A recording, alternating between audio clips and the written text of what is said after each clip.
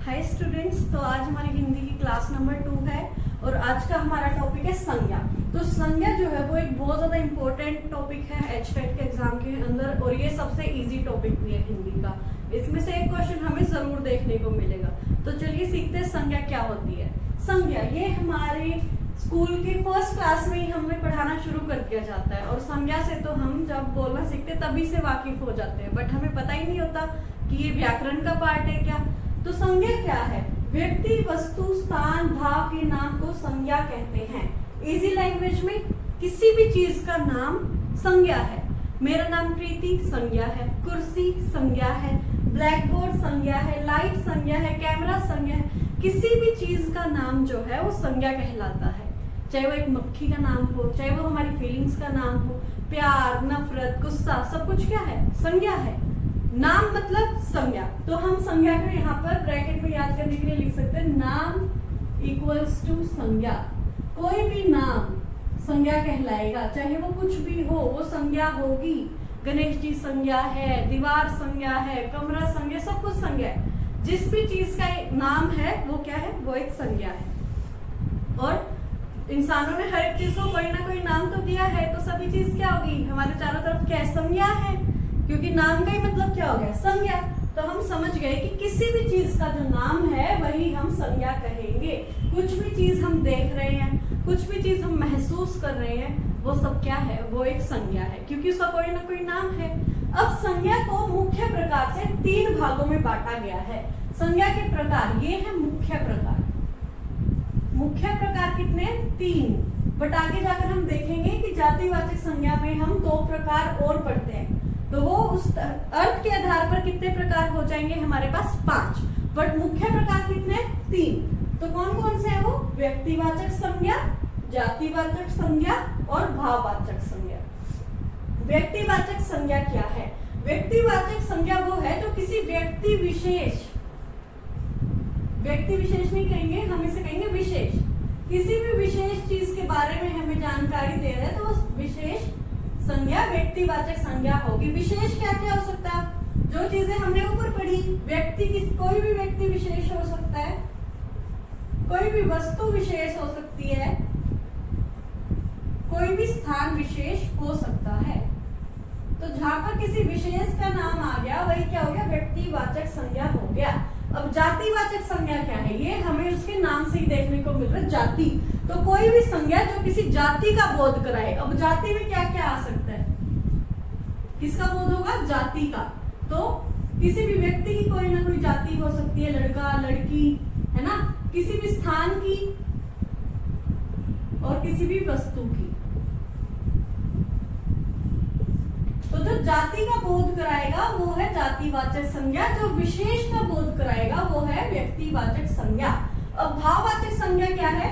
जो हमें किसी भी व्यक्ति के भाव के बारे में बताए, दशा के बारे में बताए, उसके अनुभव के बारे में बताए, जो भी चीजें हम फील कर रहे हैं वो सब किसके अंदर आएगी? भाववाचक संज्ञा के अंदर।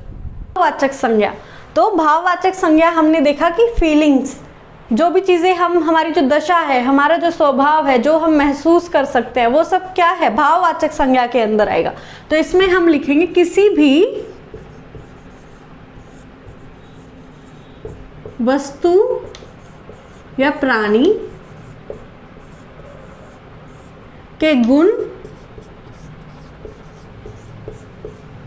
अवगुण,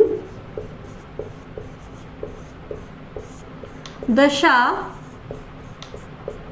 या स्वभाव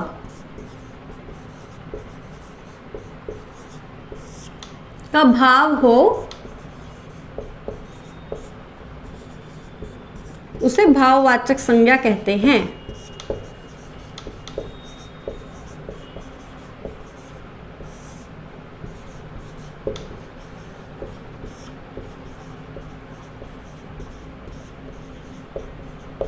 अब इन तीनों को हम एग्जाम्पल से समझते हैं। तो यहाँ पर हमने क्या बात की कि कोई विशेष व्यक्ति, वस्तु या स्थान होगा। तो कोई विशेष व्यक्ति, जैसे कि मान लीजिए 40 बच्चों की क्लास है, तो उसमें एक बच्चा विशेष, उसका कोई अलग नाम होगा, वो विशेष हुआ। 40 बच्चों की क्लास में मैम ने कहा राहुल उठो, तो वो वहां पर विशेष हो गया कि राहुल को कहा गया है तो राहुल ही उठेगा, पूरी क्लास नहीं उठेगी। लेकिन वैसे ही जातिवाचक संज्ञा के अगर हम व्यक्ति को देखें और मैम बोले कि सभी लड़के खड़े हो जाओ, तो क्या वहां पर कोई लड़की खड़ी होगी? नहीं, सभी लड़के खड़े होंगे, चाहे उसका नाम राहुल हो, चाहे उसका नाम दीपक हो, कुछ भी हो, लड़के खड़े होंगे। तो वो उनकी जाति को दिखा रहा है। यहाँ पर क्या हुआ कि मैम ने कहा राहुल उठो, तो सिर्फ एक लड़का उठेगा जिसका विशेष नाम है राहुल। उसका नाम विशेष क्यों है? क्योंकि उसका नाम उसका बोध करा रहा है। राहुल कहने पर पंकज नहीं उठेगा क्लास के अंदर, राहुल ही उठेगा। तो जिनके नाम हमें पता है, यहाँ पर किसी का भी नाम आ गया, राहुल आ गया, लड़की का नाम आ गया, सीता आ गया, वस्तु आ गई, कोई स्पेशल वस्तु आ गई, स्थान आ गया कोई, जैसे हमने बात की हिमालय। तो हिमालय क्या है? एक विशेष है। पर्वत तो बहुत सारे हैं, बट हिमालय सबसे ऊंची चोटी वाला। हमें पता चल जाएगा कि हिमालय जिसकी सबसे ऊंची चोटी है, हिमालय की बात हो रही है। यहाँ पर गंगा, गंगा नदी की बात हो रही है। यहाँ पर सभी नदियों की बात नहीं हो रही। जब हम कहेंगे गंगा तो सिर्फ गंगा की बात हो रही है वहां पर, ठीक है। लेकिन जातिवाचक संज्ञा के अंदर क्या होगा? जातिवाचक संज्ञा के अंदर लड़का, तो क्लास के अंदर जितने भी लड़के हैं वो सभी खड़े होंगे कि लड़के खड़े हो जाओ। तो वहां पर क्या हुआ? यहाँ पर बोला गया राहुल, तो एक विशेष ही व्यक्ति खड़ा हुआ। लेकिन जब लड़के कहा गया तो जितने भी क्लास के अंदर लड़के थे वो सभी खड़े हुए। तो ये किसका बोध करा रहा है? जाति का बोध करा रहा है। लड़की, पहाड़, नदी, तो ये क्या है? ये जाति है। इनकी हम कैसे पहचान कर सकते हैं? जब किसी का नाम आया, हमें लग रहा है कि यहाँ पर नाम यूज किया गया, गंगा, हिमालय, राहुल, सीता, तो वो व्यक्तिवाचक है, एक व्यक्ति का हमें पता चल रहा है। बट जब हमारे पास ऐसे आया लड़का, तो हमें नहीं पता कि क्लास में 40 बच्चे हैं, इनमें से किस लड़के की बात की गई। तो मतलब वो लड़कों की जाति की बात हुई है। जितने लड़के हैं वो सब इसके अंदर शामिल होंगे। लड़की, हमें नहीं पता कि किसको बुला रहे हैं, पिंकी को बुला रहे हैं या रमा को बुला रहे हैं, किसको बुला रहे हैं, लड़की कहा गया है। तो ये एक जाति यूज हुई यहाँ पर। अगर वहां पर हमें पता चल जाता कि 40 बच्चों की क्लास में पिंकी को कहा गया है, तो वो क्या होती? व्यक्तिवाचक संज्ञा होती। लेकिन जहां पर लड़की का प्रयोग कर दिया गया वो जातिवाचक संज्ञा होगी। मान लीजिए स्कूल में फंक्शन है और कहा गया कि लड़के ब्लू कलर की ड्रेस पहनकर आएंगे, तो क्या उसमें कोई लड़की ब्लू कलर की ड्रेस पहनकर आएगी? नहीं, सभी लड़के जो हैं वो ब्लू कलर की ड्रेस डाल के आएंगे, सिर्फ एक कोई बच्चा नहीं डाल के आएगा। लेकिन उसमें कहा गया कि राहुल तुम्हें ब्लू कलर की ड्रेस डाल के आना है, तो क्या बाकी 40 के 40 बच्चे भी ब्लू कलर की ड्रेस डालेंगे? नहीं। जहां पर नाम का यूज हुआ वो है व्यक्तिवाचक संज्ञा। एक विशेष का हमें बोध होगा कि राहुल को स्पेशली बोला गया तो राहुल ही डाल के आएगा। लेकिन जब कहा गया कि सभी लड़के डालकर आएंगे तो सभी लड़के डाल के आएंगे, कोई उसमें विशेष नहीं हुआ। वहां पे पूरी जाति, जितने भी लड़के हैं स्कूल के अंदर 1000 2000 सबके सब ब्लू कलर डाल के आएंगे। वैसे ही लड़कियों को कहा गया कि तुम पिंक साड़ी पहनकर आओगी, तो क्या सिर्फ एक ही लड़की पिंक साड़ी पहनकर आएगी? नहीं, सभी लड़कियां जितनी भी हैं सब की सब पिंक साड़ी डालकर आएंगी। तो पूरी लड़कियों की जितनी जाति है स्कूल के अंदर, जितनी भी लड़कियां सब पिंक साड़ी डालकर आएंगी। लेकिन अगर मैम कहती कि पिंकी तुम येलो साड़ी डालकर आओगी, तो जहां पर सारी लड़कियां पिंक साड़ी डाल रही थी, पिंकी अब विशेष हो गई है, उसको स्पेशली मैम ने कहा है, तो वो येलो कलर की साड़ी डालकर आएगी। तो किसका बोध हुआ? विशेष का बोध हुआ। एक व्यक्ति, 40 बच्चों में से एक व्यक्ति जो स्पेशल मैम ने कह दिया कि तुम ये करोगे, तो वहां पर क्या हुआ? व्यक्तिवाचक संज्ञा। लेकिन जब मैम ने कहा कि सभी लड़के लाइन में खड़े हो जाओ, तो वो क्या हुआ? पूरी लड़कों की जाति हुई, 40 के 40 आ जाएंगे। अब इसमें नहीं पता कि राहुल है या राम है या श्याम है, सबके सब आएंगे उसके अंदर। पहाड़, पहाड़ में हिमालय भी आ रहा है, माउंट फूजी भी आ रहा है, केटू भी आ रहा है, कंचनजंगा भी आ रही है, सारे पहाड़ इसके अंदर आ रहे हैं। किसी एक विशेष की बात नहीं हो रही। कितने भी पहाड़ों के नाम सोच सकते हैं हम, एंडीज या फिर रॉकीज, सब इसके अंदर ही आ रहे हैं। तो ये क्या हो गया? एक जाति है। पहाड़ के नाम भी तो हमने दिए, इसको हम आगे भी तो डिवाइड कर सकते हैं। पहाड़ जो हैं जो वोल्केनो से बने हैं, जो प्लेट्स के टकराने से बने हैं, इसमें भी हम डिवीजन कर सकते हैं। तो ये क्या? एक जाति है जिसके अंदर और बहुत सारे पार्ट्स निकल के आ रहे हैं। नदी, बहुत सारी नदियां अपने इंडिया के अंदर, गोदावरी है, ताप्ती है, रवि है, ब्यास है, बट क्या हमें बोध हो रहा है कि किस नदी की बात हो रही है? तो वो क्या होगी? जातिवाचक संज्ञा होगी। लेकिन किसी एक नदी का नाम होता, गंगा, रावी, ब्यास, सतलुज, तो वो क्या हो जाती? वो विशेष हो जाती, व्यक्तिवाचक संज्ञा के अंदर आती वो। तो मैं होप करती हूँ कि आपको ये डिफरेंस समझ आ गया होगा।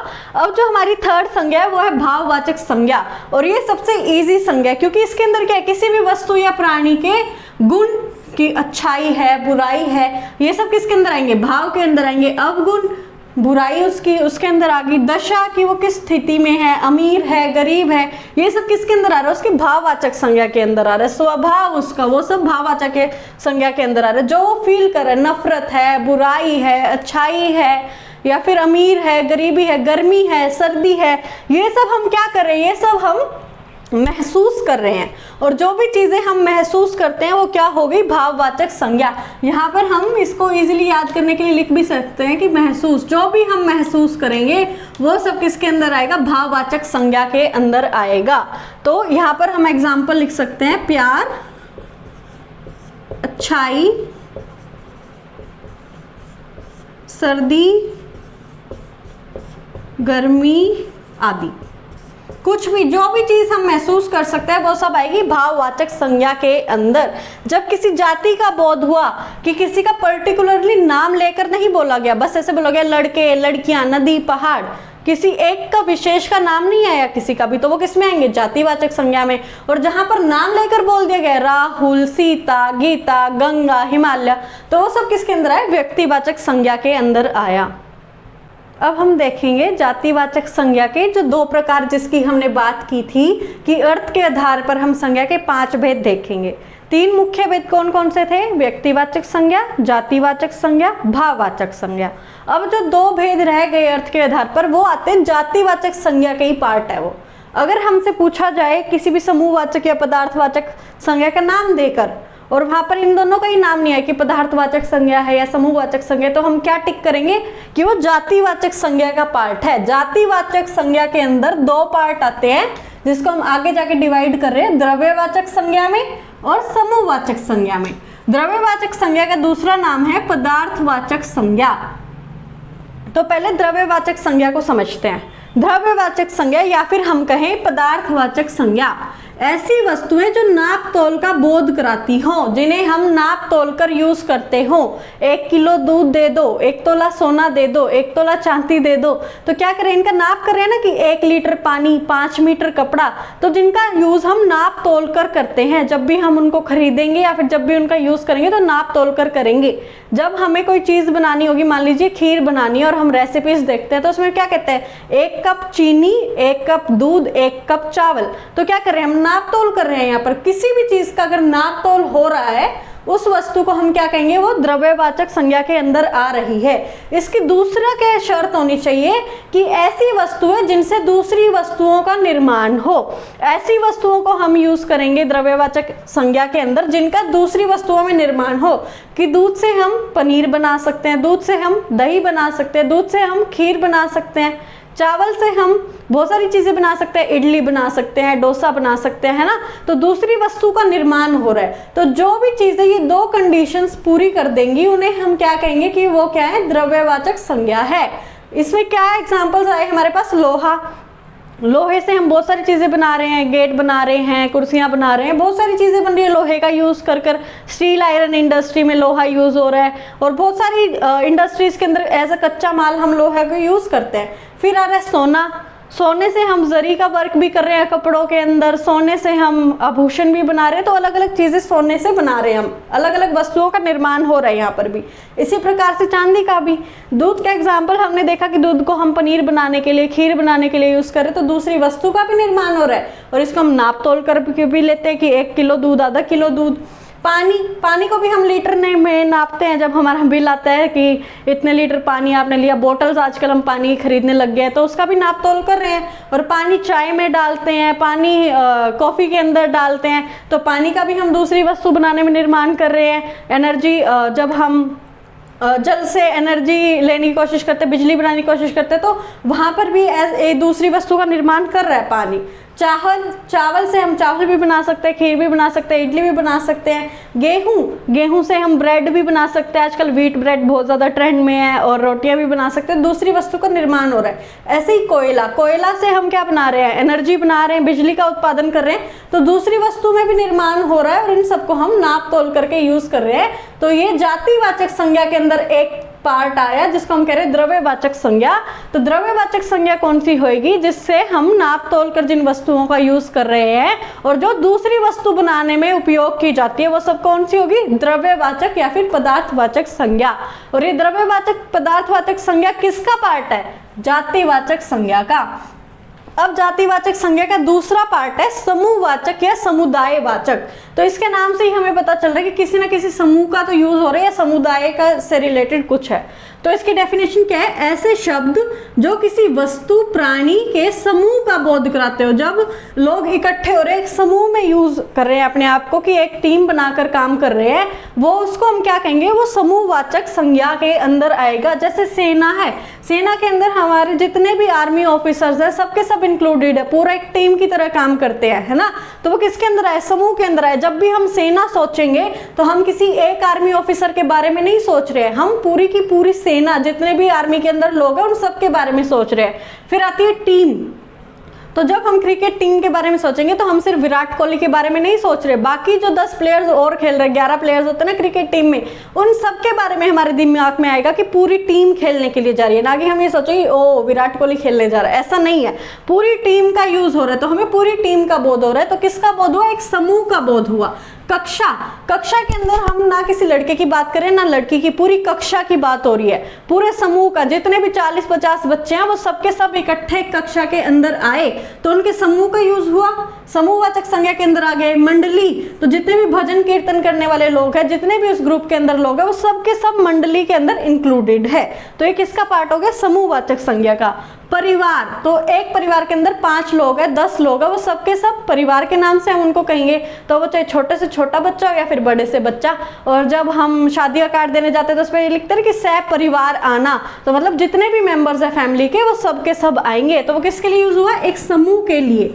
उसके बाद में मेला, मेले के अंदर बहुत सारे लोग जाते हैं, बहुत सारी चीज़ होती है। संसद, सभी मंत्री मिलकर संसद बनाते हैं, जहां पर संसद का यूज है वहां पर किसी एक मंत्री का यूज नहीं हुआ। जितने भी मंत्री हैं सबके सब कहां पर बैठेंगे, संसद में। संसद क्या है, समूहवाचक संज्ञा। जनता, जनता जब धरने पर जाते हैं कि जनता प्रदर्शन कर रही है तो वहां पर किसी एक आदमी पर्टिकुलर की बात नहीं हो रही है, लाखों हजारों लोगों की संख्या होती है। 5 लोगों की संख्या तो भी उसको जनता कह देंगे। तो जनता क्या है, समूह का हमें बोध करा रही है कि बहुत सारे लोग होंगे। दर्जन, दर्जन के अंदर हमें पता है कि 12 केले आते हैं ना, दर्जन के अंदर 12 के लिए हम दर्जन यूज करते हैं, तो वो भी एक समूह है। एक तो बात नहीं हो रही, समूह की जब बात हो तो वो आएगा समूहवाचक संज्ञा में। इसका एग्जांपल हो गया सेना, टीम, कक्षा, मंडली, परिवार। तो हमने देखा कि जातिवाचक संज्ञा जो है, जो किसी एक जाति का बोध कराती है, वो आगे जाकर 2 हिस्सों में बट रही है। एक है द्रव्यवाचक या पदार्थवाचक संज्ञा, जिसके अंदर हम नापतोल वाली वस्तुएं रखेंगे, जिसको हम खरीदते टाइम नापतोल का ध्यान रखते हैं, और उन वस्तुओं से दूसरी वस्तुओं का निर्माण होगा। कोई ना कोई दूसरी चीज भी वो साथ में बनाते होंगे, जैसे दूध से पनीर बना लिया, दही बना लिया। तो ये किसमें है, द्रव्यवाचक में। और फिर उसका जो दूसरा पार्ट आया वो है समूहवाचक संज्ञा, कि जब भी किसी समूह की बात हुई, हम सेना का नाम ले, परिवार का नाम ले, टीम का बात ले, दर्द। तो ये था हमारा संज्ञा का टॉपिक। अगर आपको वीडियो अच्छी लगी हो तो प्लीज़ वीडियो को लाइक कीजिएगा, चैनल को सब्सक्राइब कीजिएगा। Thank you so much.